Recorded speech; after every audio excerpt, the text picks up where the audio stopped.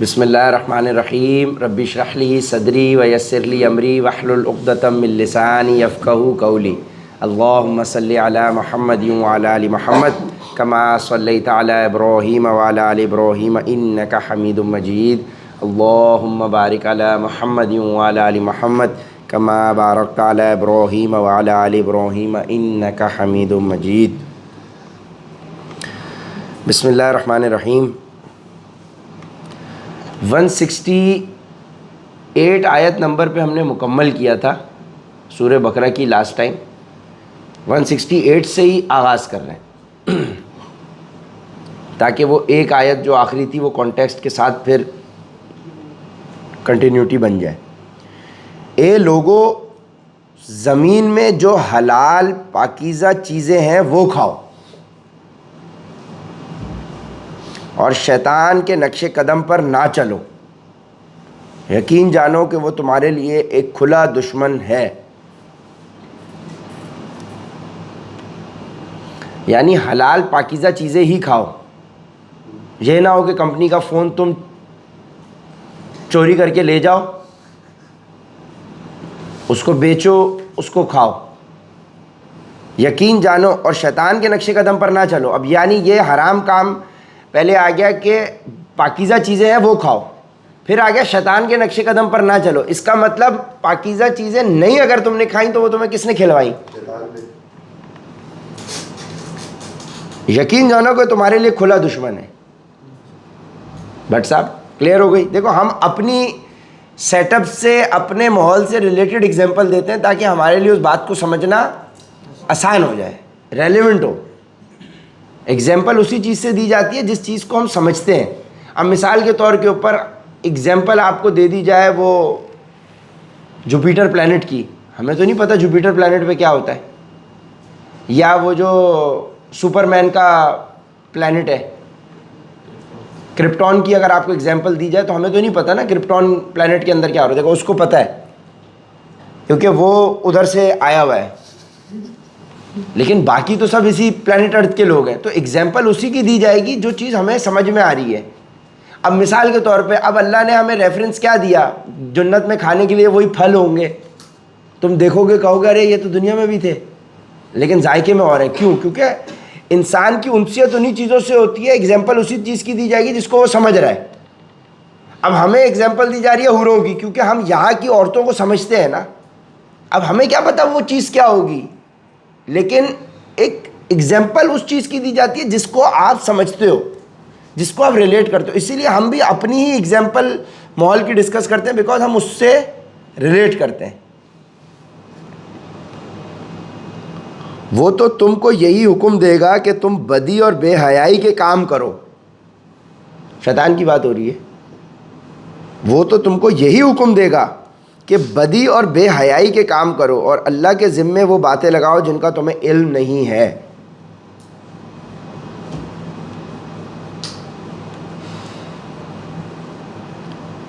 تو بہت سارے لوگ یہ باتیں کہتے ہیں کہ دیکھیں وہ جو سورہ نور میں جو عورت کے پردے کا حکم آیا ہے وہ تو دیکھیں امہات المومنین کا کانٹیکسٹ ہے، اور ان سے ذکر کیا جا رہا ہے کہ اے نبی کی بیویوں تم اپنا پردے کی حالت رکھو۔ تو یہ تو ان کے لیے ذکر ہے، ہمارے لیے ذکر تھوڑی ہے، عام عورتوں کے لیے۔ ہم تو عام لوگ ہیں، یہ ہمارے لیے ذکر تھوڑی ہے پردے کا، یہ تو ان کے لیے ہے کیونکہ وہ نبی کی ازواج ہیں، ان کے لیے ذکر ہے۔ ہم تو عام عورتیں، ہمارے لیے کوئی ایسا حکم نہیں ہے۔ کیسا انٹرپریٹیشن کروائی قرآن کی اس کو؟ اگر آپ کے لیے ریلیونٹ نہیں ہے تو پھر آپ سے ڈسکس کیوں کیا جا رہا ہے؟ 1,24,000 پیغمبر کے سب کے واقعات آپ سے ڈسکس کیے گئے؟ نہیں کیے گئے نا۔ اگر 1,24,000 کے نہیں ذکر کیے جا رہے، حضرت موسیٰ کے کیے جا رہے ہیں، حضرت عیسیٰ کے کیے جا رہے ہیں، اس کا مطلب یہ ہمارے سے ریلیونٹ ہے تو کیے جا رہے ہیں۔ اگر ہم سے ریلیونٹ نہیں ہے تو پھر جس طرح سے 1,24,000 کے ذکر نہیں ہوتے یہ بھی نہ ہوتے۔ تو ہر چیز جو آ رہی ہے تو وہ کیا ہے؟ اور اللہ کے ذمے وہ باتیں لگاؤ جن کا تمہیں علم ہی نہیں ہے۔ نہیں، اللہ نے ہمارے لیے نہیں کہا، یہ ان کے لیے کہا تھا۔ ہمیں نہیں پردے کا حکم کرنے کی ضرورت۔ سمجھ گئے کیسا جوڑتے ہیں؟ ظاہر ہے دماغ تو ہے نا، شیطان کے پاس تو دماغ کی کوئی کمی تھوڑی ہے، اس کے پاس تو بہت دماغ ہے اور وہ استعمال بھی کرتا ہے۔ اور جب ان کافروں سے کہا جاتا ہے کہ اس کلام کی پیروی کرو جو اللہ نے اتارا ہے، تو وہ کہتے ہیں کہ نہیں، ہم تو ان باتوں کی پیروی کریں گے جن پر ہم نے اپنے باپ دادوں کو پایا ہے۔ دیکھیں ہمارے باپ دادوں کو ہم نے رفع یدین کرتے نہیں دیکھا تو ہم نہیں کریں گے۔ بخاری مسلم میں لکھا ہے کہ اللہ کے نبی رکوع میں جانے سے پہلے اور رکوع کے اٹھنے کے بعد یہ رفع یدین کرتے تھے۔ اور وائل بن حجر یہ صحابی حضور سے بہت اینڈ میں ملے، انہوں نے بھی بالکل اللہ کے نبی کے پردہ فرمانے سے تھوڑے عرصے پہلے انہوں نے بھی یہی رپورٹ کیا کہ میں نے اللہ کے نبی کو رکوع میں جانے سے پہلے کان کندھوں تک اٹھاتے ہوئے کانوں تک اٹھاتے دیکھا، اور جب رکوع سے اٹھتے تھے تو بھی میں نے اٹھاتے دیکھا۔ اب اگر ہم نہیں دیکھو میں بھی نہیں کرتا تھا، میں نے جب یہ حدیث سنی تو میرے سامنے یہی قرآن کی آیت آ گئی کہ اگر میں کہوں گا کہ میں نے اپنے باپ دادوں کو کرتے نہیں دیکھا تو میں نے بھی وہی بات کی نا کہ میں نے اپنے باپ دادوں کو کرتے نہیں دیکھا تو میں بھی نہیں کروں گا۔ اس کا مطلب میں نے اللہ کے نبی کی حدیث کو سیکنڈ کر دیا، باپ دادے کو آگے کر دیا۔ جب بخاری مسلم میں لکھا ہوا ہے اور جو ہماری متفق کن علیہ کتاب ہے کہ بھائی یہ حدیث بالکل چین آف نیریٹرز کے حساب سے اوکے ہیں، تو سیف سائیڈ یہ ہے کہ میں یہ کروں۔ سیف سائیڈ یہ ہے بھائی کہ رکوع میں جانے سے پہلے میں کان کندھوں تک اٹھاؤں گا، ہاتھ کندھوں تک اٹھاؤں گا، کان نہیں، کان کندھوں تک نہیں، ہاتھ کندھوں تک یا کان تک اتنے اٹھاؤں گا اور پھر جاؤں گا، اور جب اٹھوں گا تو پھر یوں کروں گا۔ تو میرے گھر میں کوئی بھی نہیں کرتا، میں نے پچھلے 2-3 سال سے میں کر رہا ہوں، کیونکہ بھائی میں نے اس چیز کو، مجھے دل میرا مطمئن ہو رہا ہے اس کے اوپر۔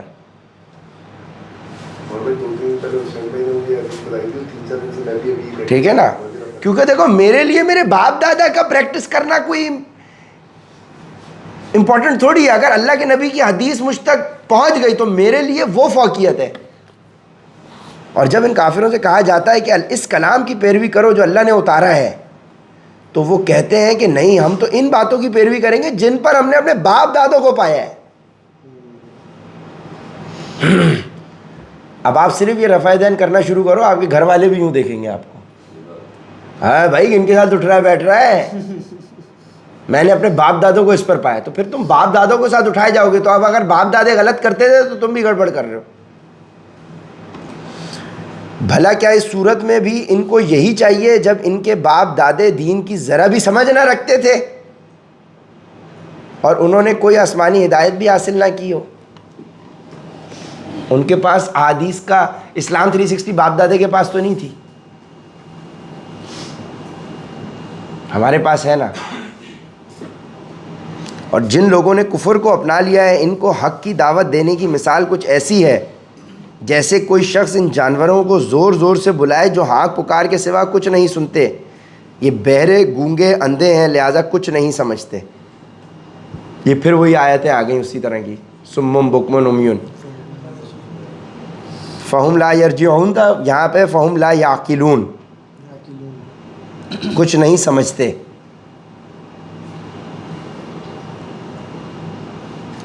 جنہوں نے کفر اپنا لیا ہے ان کی مثال کچھ ایسی ہے جیسے کوئی شخص ان جانوروں کو زور زور سے بلائے جو ہانک پکار کے سوا کچھ نہیں سنتے۔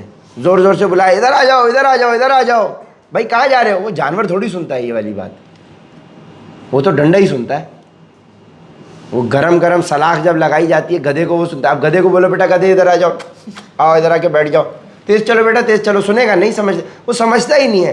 تو ایسے لوگوں کو ہم کچھ بھی بتائیں وہ ان کے لیے یہی برابر ہے کہ ان کو سمجھ ہی نہیں آ رہی ہے، وہ صرف ڈنڈا سنتے ہیں۔ تو آج پوری قوم کا یہی حال ہے، اسی لیے تو ظالم پہ ظالم مسلط ہے۔ تو صحیح ڈنڈا چل رہا ہے، سر ڈنڈا بھی صحیح چل رہا ہے ایک طریقے سے۔ یہ فوج تھوڑی ڈنڈا چلا رہی ہے، یہ اللہ کی طرف سے ڈنڈا ہے جو ہمارے اوپر عذاب کی صورت میں برسا ہوا ہے۔ اس کا مطلب یہ نہیں ہے کہ ڈنڈا چلانے والا بری الذمہ ہے، وہ بھی کٹہرے میں آئے گا اللہ کے، لیکن ہم ڈیزرو وہی کرتے تھے۔ سر ہم اچھا لیڈر ڈیزرو بھی تو نہیں کرتے نا، اسی لیے اچھے لیڈر سائڈ ہیں۔ اچھا لیڈر ہم کہاں ڈیزرو کرتے ہیں؟ بھائی وہ غلط خبر تھی آپ کی،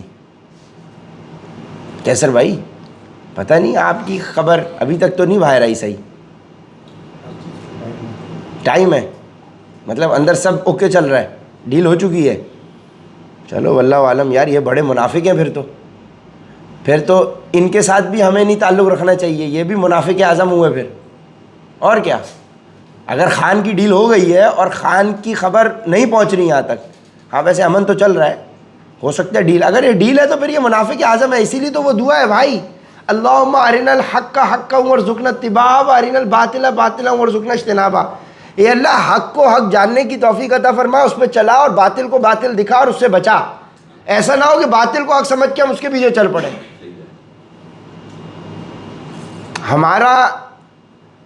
ہماری لائلٹی صرف نبی پاک صلی اللہ علیہ وآلہ وسلم کے ساتھ بھائی, ختم ہو گئی بات. جو اللہ کے نبی کے راستے پہ چلے گا اس کے ساتھ لائلٹی, جو نہیں چلے گا وہ ہمارا کوئی دوست نہیں ہے. سیدھی سی بات ہے, سیدھی سی بات ہے بھائی. جو اس پیٹرن پہ چلے گا, جو صحابہ کے پیٹرن پہ چل رہا ہے تو ہماری لائلٹی ہے, اگر نہیں چل رہا تو ہمارا کوئی سگا نہیں ہے بھائی. ہم اپنا ایمان کیوں خطرے میں ڈالیں ان کے پیچھے, سیدھی سی بات ہے. اگر یہ اتنے ہی منافق اعظم ہے کہ ان کی ڈیل ہو چکی ہے اور ان کی فیملی اور یہ لوگ نہیں بتا رہے, پھر سب جاؤ بھائی فراڈ, ان کے پیچھے تو ہم بھی جہنم میں چلے جائیں گے. کیونکہ وہ حدیث ہے نا کہ تم اسی کے ساتھ اٹھائے جاؤ گے جس سے محبت کرتے تھے. اے ایمان والو, جو پاکیزہ چیزیں ہم نے تمہیں رزق کے طور پر عطا کی ہیں, ان میں سے جو چاہو کھاؤ اور اللہ کا شکر ادا کرو, اگر واقعی تم صرف اسی کی بندگی کرتے ہو. شکر گزاری پھر سے آ گئی 172. پاکیزہ رزق کھاؤ اور شکر ادا کرو, یعنی جو پاکیزہ رزق اللہ نے آپ کو دیا ہے اس میں سے کھاؤ, اسی میں سے خرچ کرو, اور پھر اللہ کا شکر بھی ادا کرو کہ اللہ نے تمہیں دیا وہ پاک رزق کھانے کے لیے. اگر حرام مل جاتا تو اللہ نے تمہیں بچا لیا. حسیب کا ہے, حسیب اللہ نے بچا لیا بیٹا, یہ شکر کرنے کی بات ہے.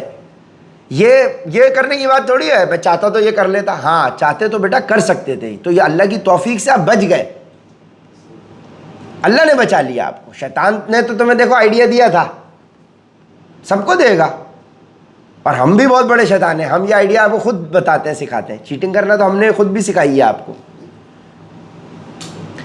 اس نے تو تمہارے لیے بس مردار جانور, خون اور سود حرام کیا ہے. سود آ گیا. اس نے تو تمہارے لیے بس مردار جانور, خون اور سور حرام کیا ہے. سوری سود نہیں, سور. اس نے تو تمہارے لیے بس مردار جانور, خون اور سور حرام کیا ہے. نیز وہ جانور جس پر اللہ کے سوا کسی اور کا نام پکارا گیا ہو. ہاں اگر کوئی شخص انتہائی مجبوری کی حالت میں ہو اور ان چیزوں میں سے کچھ کھا لے, جبکہ اس کا مقصد نہ لذت حاصل کرنا ہو نہ وہ ضرورت کی حد سے آگے بڑھے, تو اس پر کوئی گناہ نہیں. یقیناً اللہ بہت بخشنے والا بڑا مہربان ہے. اب کوئی ہندو دوست تمہیں گنپتی باپا موریا کی تمہیں منگل مورتی, اور تمہیں لا کے اس نے تمہیں مٹھائی کھلائی ہے, ہماری پرساد ہے, یہ پرساد حرام ہو جائے گا آپ کے لیے. کیوں؟ کیونکہ اس کے اوپر اللہ کا نام نہیں لیا ہوا, اس پہ گنپتی باپا کا لیا ہوا ہے. صحیح ہے نا, اس میں کالی ماتا کا نام لیا ہوا ہے. وہ جو بھی ان لوگوں کا معاملات ہیں, اگر وہ آپ کھانا ان کے ساتھ بیٹھ کے کھاؤ گے تو وہ حرام ہے. ٹھیک ہے نا, وہ آپ کے دوست یار ہیں ٹھیک ہے, لیکن بھائی جو وہ کھانا آپ کو دے رہے ہیں وہ اللہ کے نام کے اوپر تو نہیں کھلا رہے نا, وہ تو کسی کے, سمجھ گئے نا پوائنٹ سمجھ گئے نا, کہ بھائی اللہ کا نام جس کھانے پہ نہیں لیا ہوا, بسم اللہ اللہ اکبر پڑھ کے ذبح نہیں کیا ہوا, وہ بھائی ہمیں نہیں کھانا. بے شک چاہے جائے کہ وہ چکن ہو, لیکن بسم اللہ اللہ اکبر نہیں پڑھا ہوا اس پہ. تو تھائی لینڈ ہم گئے تو وہاں پہ بھائی یہ تو حلال کھانا ہی نہیں, حلال کھانا ہی نہیں وہاں پہ. ٹھیک ہے, اب ہم ہوٹل سے نیچے ہوتے ہیں, جس طرح سے ہمارے یہاں یہ مرغیاں لٹک رہی ہوتی ہیں نا, سجی ہم کھانے جائیں تو سجیاں وہ بغیر کپڑوں کے مرغی لٹک رہی ہوتی ہے, مطلب بغیر کھال کے ننگی لٹک رہی ہوتی ہے مرغی. مرغیاں ہوتی ہیں اور سجی ہوتی ہے ایسی کی بھی بھائی, وہ یوں کر کے پڑی ہوئی ہوتی ہے مرغی, ایسے ہوتی ہے نا مرغی. ہاں دیکھا ہے نا آپ نے مرغی سر, اس طرح سے ہوٹل سے نیچے تو کتے اس طرح سے کھال اترے ہوئے لٹکے ہوئے ہوتے ہیں تھائی لینڈ میں, بینکاک میں. اب ہم ہوٹل سے نیچے اترے تو وہاں پہ ریسٹورینٹس کے باہر صبح وہ کتے لٹک رہے ہوتے ہیں اس طرح سے, کھالیں اتری بھی ہوتی ہیں, ان کی گردن میں اڑی ہوئی ہوتی ہیں, تھوڑی ہے گردن لگی ہوئی کتا لٹکا ہوا ہے, نہیں, کتے کا گوشت ہوتا ہے. اور وہ شراب خانے بھی ہوتے ہیں وہاں, تو وہاں پہ شرابیں بھی چل رہی ہیں, اور شراب اور کتے کی بدبو جو مکس ہوتی ہے الگ ہی اس کا ذائقہ ہے, مطلب خوشبو کے اعتبار سے الگ ہی. ہم نے کھایا نہیں یار, یہ نہیں سوچنا, وہ الگ ہی خوشبو ہے اس کی کہ تمہیں پتہ چلتا ہے یار یہ کیا ہے. یہ بھائی یہاں سے کتے, سنا تھا ابھی کچھ دنوں پہلے پاکستان سے کتے بھی ایکسپورٹ ہو رہے ہیں. ہاں اور کیا, چائنا کھاتا ہے, چائنا کھاتا ہے تو یہاں سے سارے جنگلی کتے پکڑ کے, اور جنگلی کتوں کی خوراک ہے بھائی, ٹھیک ہے نا, تو یہاں سے ایکسپورٹ ہوتے ہیں. بہت بڑی یہ بھائی وہ ہے.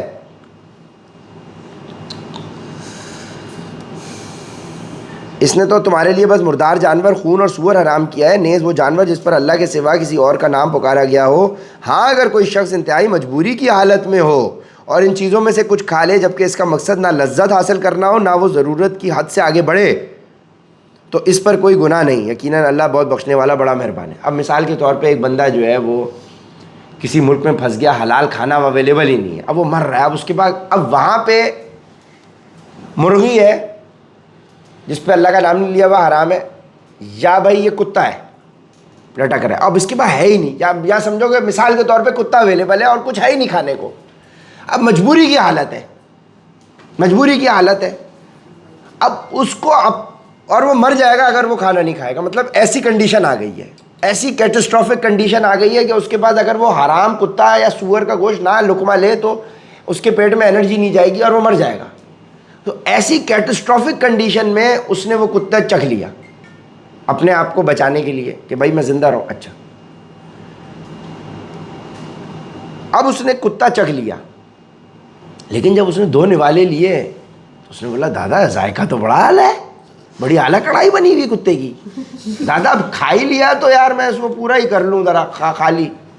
1-2 نوالوں میں اس کی جان بچ گئی. اب اس نے بولا نہیں دادا ذائقہ تو وی آئی پی, اب کھا ہی لیا تو یار پورا ہی کر لیتا ہوں, مجبوری ہے چلو. تو اس نے پورا ہی لپیٹ دیا.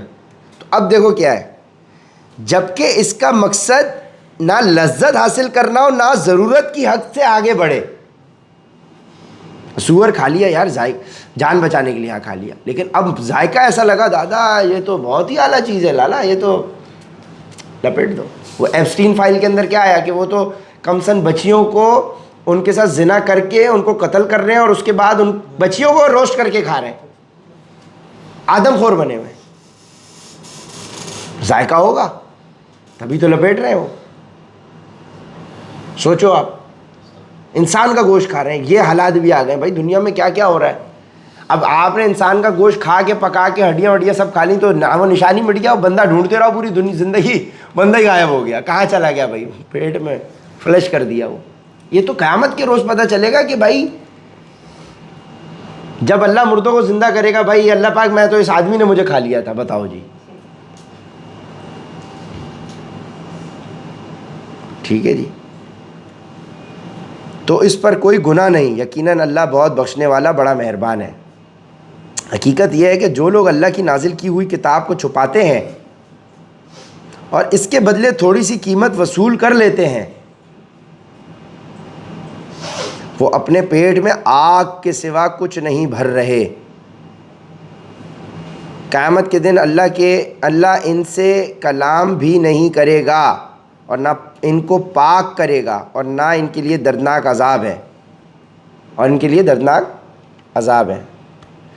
جو لوگ اللہ کی نازل کی ہوئی کتاب کو چھپاتے ہیں, یعنی مثال کے طور پہ آپ کسی عالم کے پاس چلے گئے کوئی مسئلہ لے کر, سود سے متعلق کوئی مسئلہ لے کر, انہوں نے آپ کو, وہ سمجھ گئے تھے کہ یار یہ تو حرام کام کر رہا ہے, لیکن انہوں نے اس بات کو نہیں, اللہ کا ایسا کوئی حکم نہیں ہے, آپ یہ چیز اجازت ہے.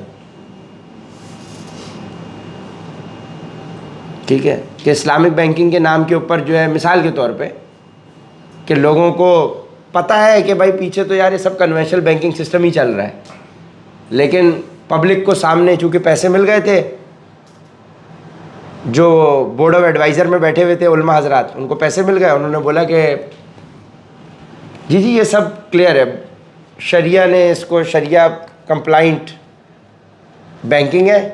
بورڈ آف ایڈوائزرز جو بینک میں بیٹھے ہوئے تھے انہوں نے جائز قرار دے دیا, یعنی ان کو پیسے ملے بینک کی طرف سے, علماء حضرات کو, انہوں نے حق بات چھپا لی اور عوام کو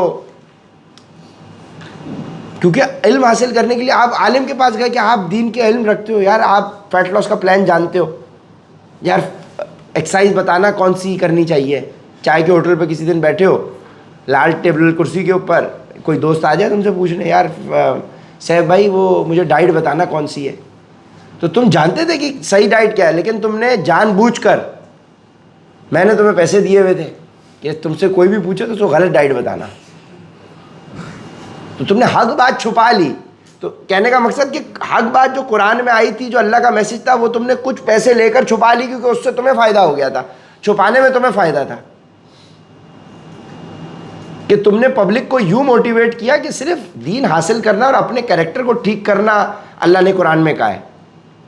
یہ والی آیت تم نے چھپا لی, سورہ لقمان کی آیت نمبر 17, کہ تمہیں حق بات پڑھنی بھی اور پہنچانی بھی اور برائی سے روکنا بھی ہے. تم نے بولا حق بات پہنچانا تو ٹھیک ہے لیکن روکنا ہمارے ذمے نہیں ہے. یہ والی آیت تم نے چھپا لی کیونکہ تمہیں فنڈ کیا ہوا تھا ویسٹرن پاورز نے کہ بھائی تم یہ موومنٹ نہ چل پڑے, کہ لوگوں کو برائی سے روکنے والی موومنٹ نہ چل پڑے. ہاں میسج دو, پریچنگ کرو, خطبات دو, لیکن برائی سے روکنے والے اقدامات اختیار کرنا, اس کے لیے ہم تمہیں فنڈ دے رہے ہیں. تو اس کے لیے تمہیں ہم فنڈ دے رہے ہیں کہ تم اپنے ملک میں جو ٹی وی اور فلموں کی انڈسٹری ہے اس کے اندر اسکالرشپس دو, اس میں پروموشن کرو. اب خبر آ رہی ہے, کوئی کہہ رہا ہے کہ پاکستانی فلم انڈسٹری کو ہم نے پچھلے اتنے سالوں میں اتنے 100 سنیما پاکستان میں ختم کیے ہیں, ہمیں انڈین فلم انڈسٹری سے کمپیٹ کرنا ہے تو ہمیں پاکستان کے اندر 400 500 100 200 سنیماز بنانے پڑیں گے.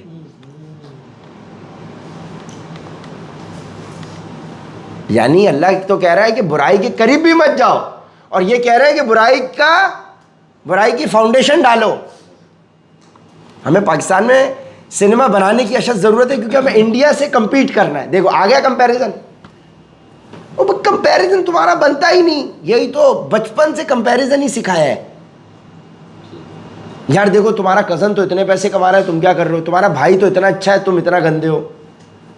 یہ بچپن سے ہم لوگ کے ذہنوں میں کمپیریزن فیڈ کیا ہوا ہے, تبھی تو آج میں اس سے کمپیریزن کر رہا ہوں. تبھی تو طاہر کہہ رہا ہے عمر بھائی میرے لیے بھی گاڑی کی آفر ہے کہ نہیں ہے, یار میرے لیے بھی بائک کی آفر ہے کہ نہیں. کمپیریزن ہو بھائی, کمپیریزن ہی تو نہیں کرنا.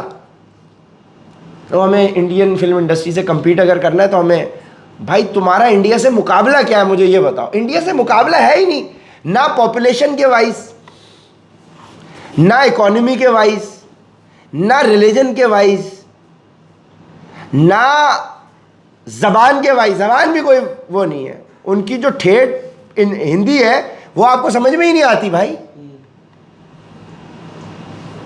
یہی تو تھا, سر سید نے کہا تھا کہ بھائی ہمارا ان کے ساتھ کوئی مقابلہ ہی نہیں ہے بھائی,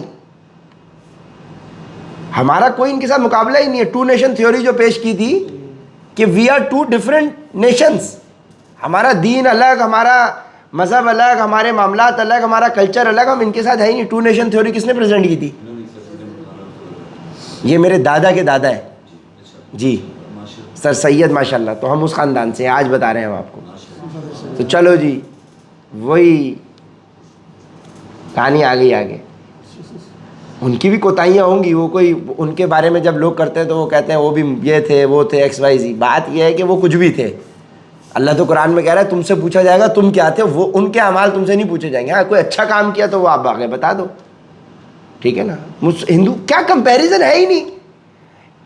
1 کروڑ 10 100 125 کروڑ آبادی ہے غالباً, 125 140 ہو گئی ہے پتہ نہیں کتنی, 1.25 ارب ان کی آبادی ہے. 25 کروڑ یہاں مسلمان ہیں, 25 کروڑ ہماری, ان کے مسلمان پاکستان سے زیادہ ان کے یہاں مسلمان ہیں. ہمارے 25 کروڑ لوگ ہیں, ان کا 30 کروڑ تقریباً مسلمان ہیں. کمپیریزن ہی نہیں ہے یار, کمپیریزن ہی نہیں ہے, کوئی کمپیریزن نہیں ہے. لیکن چونکہ ایک ہی ساتھ آزاد ہوئے, یعنی انسان کمپیریزن کس سے کرتا ہے؟ جو اپنا جاننے والا ہے. اگر اچھا ہاں چلو, اگر تمہیں کمپیریزن کرنا ہی ہے تو پھر انڈیا کو تختہ مشق کیوں بناتے ہو؟ مارک زکربرگ کو بناؤ نا. اگر کمپیریزن کر ہی رہے ہو تو عمر بھائی سے کیوں کر رہے ہو بھائی؟ تم مارک زکربرگ سے کرو. لیکن فتنہ ہیومن نیچر کیا ہے کہ وہ کمپیئر اپنے آپ کو کرتا ہے جس کو وہ جانتا ہے, جس کے ساتھ اٹھا بیٹھا ہے. بھائی ترکی سے کر لو, ملیشیا سے کر لو, انڈونیشیا سے کر لو, امریکہ سے کر لو, کینیڈا سے کر لو, برطانیہ سے کر لو, جرمنی سے کر لو, فرانس سے کر لو, چائنا سے کر لو. چائنا بھی برابر میں ہی ہے نا. کرنا کس سے؟ جس کو جانتے ہیں. حسد جلن ادھر ہی پہ, ضرورت ہی نہیں ہے اسی انڈیا انڈیا انڈیا. بھائی ضرورت ہی نہیں ہے. کمپیریزن کسی سے بھی نہیں کریں, اپنے آپ سے کریں. آپ کل بہتر تھے, آج اس سے بہتر ہے کہ نہیں؟ ہاں, پاکستان جب اپنے آپ سے کمپیریزن کرے گا تو جتنا اچھا پہلے تھا اب اس سے برباد ہو گیا. بھائی انہوں نے دھرندر جیسی مووی بنا دی, میں نے دیکھی نہیں, لیکن دھرندر جیسی مووی بنا دی تو اب یہ سوچ رہے ہیں کہ ہم اس کے کاؤنٹر میں کوئی بنائے. تمہارا کاؤنٹر قرآن سے ہوگا یا تمہارا مووی بنانے سے کاؤنٹر ہوگا؟ بات وہی آ گئی. قیامت کے دن اللہ ان سے کلام بھی نہیں کرے گا اور نہ ان کو پاک کرے گا, پاک, اور ان کے لیے دردناک عذاب ہے. یہ وہ لوگ ہیں جنہوں نے ہدایت کے بدلے گمراہی اور مغفرت کے بدلے عذاب کی خریداری کر لی. ہدایت کے بدلے گمراہی, مغفرت کے بدلے عذاب کی خریداری کر لی. چنانچہ اندازہ کرو کہ یہ دوزخ کی آگ سہنے کے لیے کتنے تیار ہیں.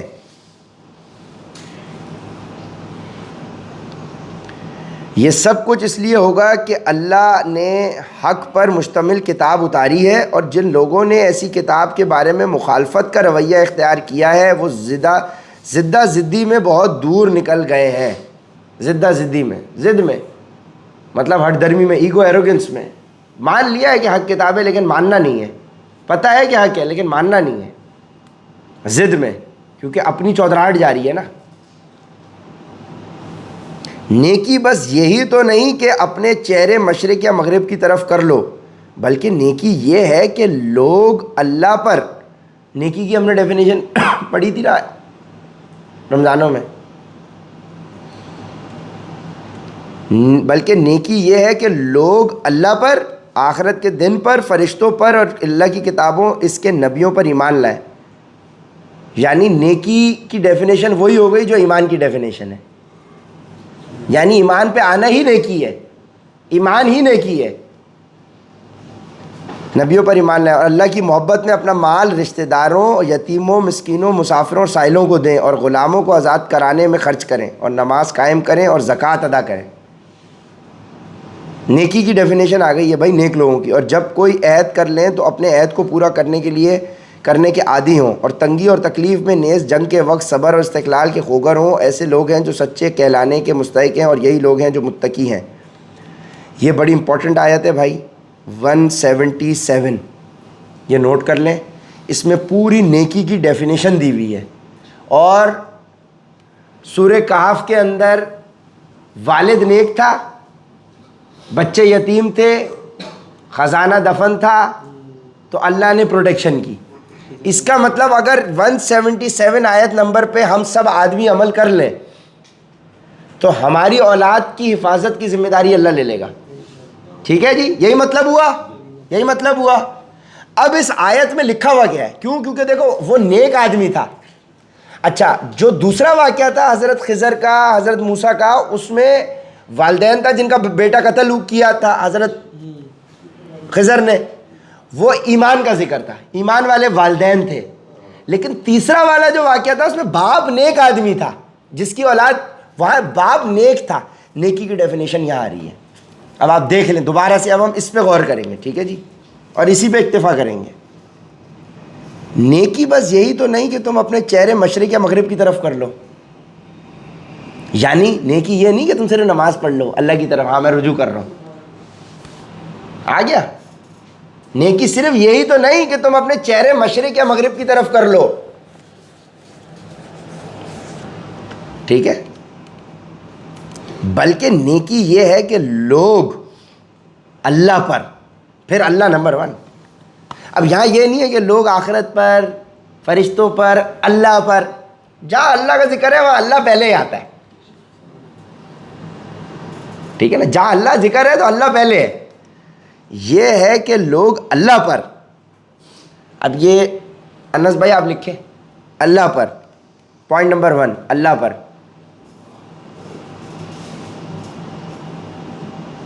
نیکی بس یہی تو نہیں کہ اپنے چہرے مشرق یا مغرب کی طرف کر لو, بلکہ نیکی یہ ہے کہ لوگ اللہ پر, آخرت کے دن پر یعنی ڈے آف ججمنٹ, فرشتوں پر, اینجلز, اللہ کی کتابوں, بکس, اللہ کی کتابوں, کتاب نہیں صرف قرآن نہیں, پچھلی بھی کتابیں جو اس میں حق بات ہے. یہ نہیں کہ آج کی بائبل, اس میں تو بہت کچھ شرک بھی لکھا ہوا ہے, غلط بھی لکھا ہے, وہ نہیں. اللہ پر, آخرت کے دن پر, فرشتوں پر, اللہ کی کتابوں اور اس کے نبیوں پر ایمان لائیں. نبیوں پر ایمان لائیں, نبیوں پر, ٹھیک ہے, یعنی حضرت عیسیٰ پر بھی, حضرت موسیٰ پر بھی. اب ایسا نہیں ہے کہ آپ یہ کہیں کہ ٹھیک ہے میں سب مان رہا ہوں, میں حضرت عیسیٰ کو نعوذ باللہ نہیں مان رہا, میں حضرت موسیٰ کو نہیں مان رہا. نہیں بھائی, سب پر.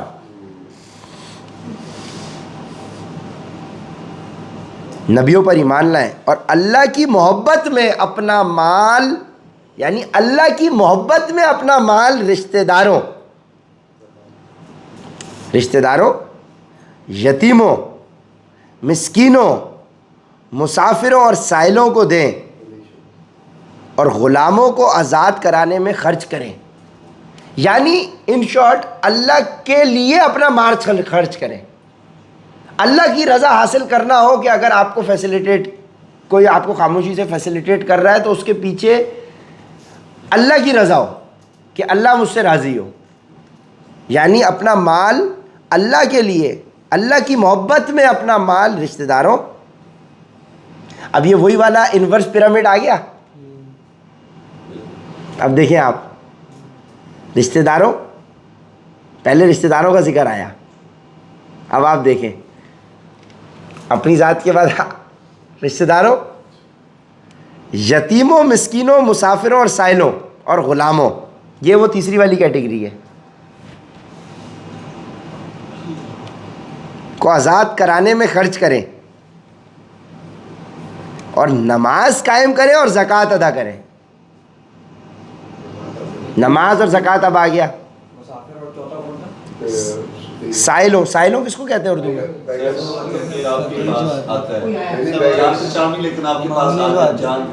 ہاں ہاں, سائلوں, سائلوں اور غلاموں کو آزاد کرانے میں خرچ کریں اور نماز قائم کریں اور زکوٰۃ ادا کریں. اوکے, ہو گیا نماز اور زکوٰۃ. اور جب کوئی عہد کر لے تو اپنے عہد کو پورا کرنے کے عادی ہوں. وعدہ کر لیں تو وعدہ پورا کریں. میں اب روز آؤں گا, اب کوئی بھی ایکسکیوز ہو جائے, آپ اگر روز نہیں آ رہے, یہ عہد کی پاسداری نہیں ہو رہی. اب جیے یا مرے بھائی, آپ نے وعدہ کیا ہے کہ میں روز آؤں گا, قرآن پہ آپ نے حلف لیا ہے عفان بھائی, قرآن پہ حلف لیا, اور ہم نے تو قرآن پہ حلف لیا تھا آپ سے, ٹھیک ہے نا. ہاں, اس میں تم نے ایک اپنی شک ڈال دی تھی کہ اگر ایمرجنسی ہو تو میں نہیں آؤں گا, لیکن اب بات یہ ہے کہ ٹھیک ہے, لیکن اب بات یہ ہے کہ ایمرجنسی اللہ کو تو معلوم ہے کہ ہے کہ یا نہیں. تو ہم پوائنٹ آؤٹ نہیں کر رہے, ہم صرف بتا رہے ہیں سر, ہم پوائنٹ آؤٹ نہیں کر رہے, ٹھیک ہے. اور جب کوئی عہد کر لے تو اپنے عہد کو پورا کرنے کے عادی ہوں. عفان بھائی تو سو گئے شاید میں. اور تنگی اور تکلیف میں نیز جنگ کے وقت صبر اور استقلال کے خوگر ہوں. اور تنگی اور تکلیف میں, تنگی اور تکلیف میں,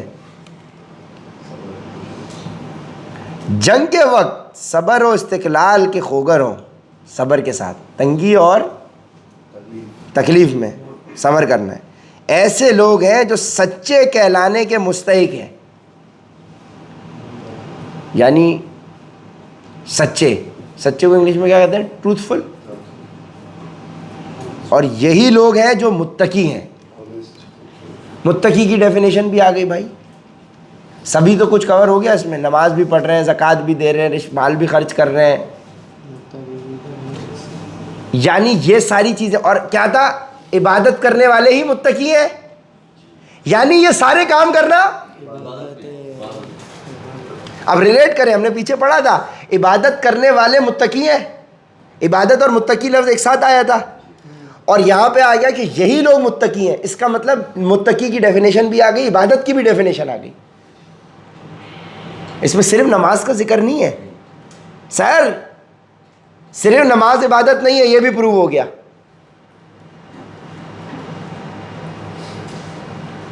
یعنی ٹوٹیلٹی میں ساری آیات جو متقی عبادت والی آیات ہیں وہ سب ایک جگہ کرنی پڑیں گی, تب جا کے مقصد پورا سمجھ میں آئے گا. جس طرح سے آدم ابلیس کا واقعہ 7 جگہ ہے, 7 جگہ مکس کریں گے, ٹوٹل ایک ساتھ رکھیں گے 7 جگہ آدم ابلیس کا واقعہ. جب ہم پھر اس کے بعد اس کو اسٹڈی کریں گے تو ہمیں پتہ چلو ہو بھائی آدم یہ ابلیس تو جنات میں سے تھا. نہیں تو جو سورہ بقرہ میں ہم نے آدم ابلیس پڑھا ہے اس میں تو یہ کہا کہ اللہ نے فرشتوں کو حکم کیا کہ سجدہ کرو, سب نے سجدہ کیا سوائے ابلیس کے. اس سے ظاہر تو یہ ہوا کہ فرشتہ تھا ابلیس. لیکن جب ہم نے سورہ کہف پڑھی تو پتہ چلا کہ اس نے سجدہ نہیں کیا کیونکہ وہ جنات میں سے تھا. تو آپ نے متقی عبادت پیچھے پڑھا, نیکی کی ڈیفینیشن ایک جگہ آئی, تو یہ ساری ایک جگہ کرنی پڑیں گی. اب اسلام 360 نے تو بہت آسان کر دیا ہے. آپ متقی لفظ لکھو گے, سرچ کرو گے, جہاں جہاں متقی لکھا ہوا قرآن میں آیا ہوگا وہ ساری ایک جگہ خود بخود سرچ ہو کے آ جائیں گی. ہمیں الگ سے ایفرٹ کرنے کی ضرورت نہیں ہے, لیکن یہ ہم اپنے شوق کی وجہ سے ایک ایک آیت کو خود اسٹڈی کر رہے ہیں. تو 177 آیت نمبر پر اکتفا کریں. وآخر دعوانا الحمد للہ رب العالمین.